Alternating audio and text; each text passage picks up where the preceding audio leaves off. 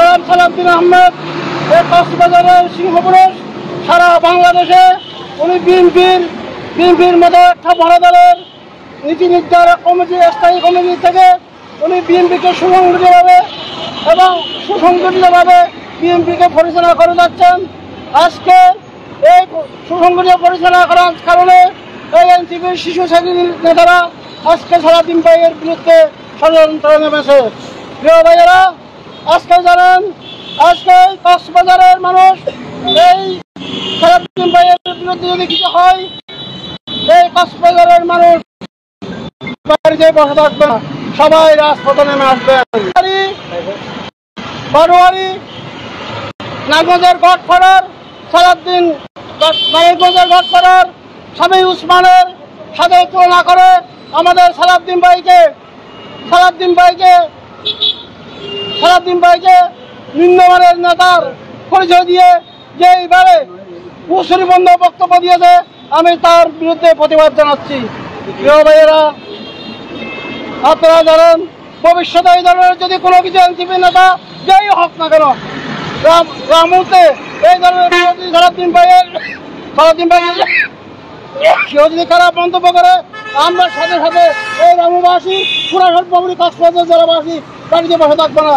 এই বলে আমি আমার বক্তব্য শেষ করছি। আসসালামু আলাইকুম। বক্তব্য রাখার জন্য অনুরোধ জানাচ্ছি বাংলাদেশ জাতীয়বাদী ছাত্র দল চট্টগ্রাম মহানগরের সাবেক নেতা ও কক্সবাজার জেলার সাবেক সদস্য, ভবিষ্যৎ ছাত্রদের কর্ণধার জনাব মাহমুদুল হক গনি।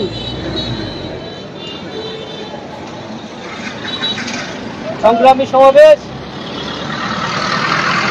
আজকে অত্যন্ত দুঃখ ভারাক্রান্ত মন হৃদয় নিয়ে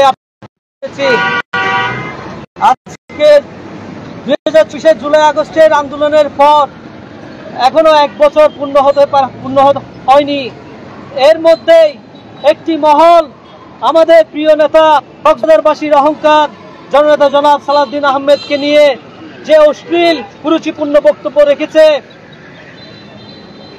এর মাধ্যমে প্রমাণ হয় তারা বাংলাদেশে নির্বাচন চায় না।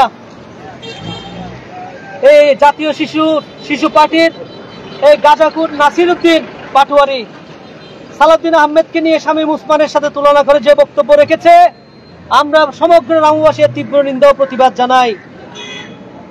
এই নাসিরউদ্দিন পাটোয়ারি সহ এনসিপির জাতীয় নেতৃবৃন্দ কয়েকদিন আগে আপনারা জানেন গোপালগঞ্জ গিয়ে সেনাবাহিনীর এপিসি ট্যাঙ্কের মধ্য দিয়ে তারা পালিয়ে আসতে বাধ্য হয়েছে।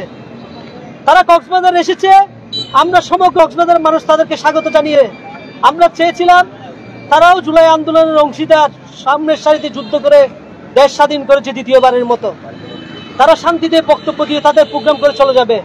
কেন এই নাসিরউদ্দিন পাটোয়ারি উস্কানিমূলক বক্তব্য রেখেছে?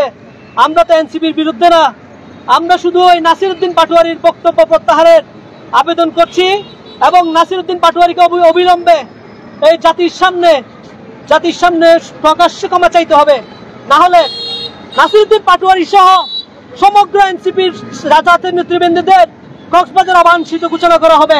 এই রামু বাইপাস কালীগুজ্জামান চত্বর থেকে আজকে ঘোষণা করে দিয়ে যেতে চাই, আগামী 24 ঘন্টার মধ্যে যদি নাসিরউদ্দিন পাটোয়ারি সালাউদ্দিন আহমেদকে নিয়ে যে বক্তব্য রেখেছেন তার প্রত্যাহার করে ক্ষমা না চাই, তাহলে আগামী 24 ঘন্টার পরে কক্সবাজারবাসী এই এনসিপি সহ জাতীয় নেতা সহ নাসিরউদ্দিন পাটোয়ারিকে কক্সবাজারের সারা জীবনের জন্য অবাঞ্ছিত ঘোষণা করবে।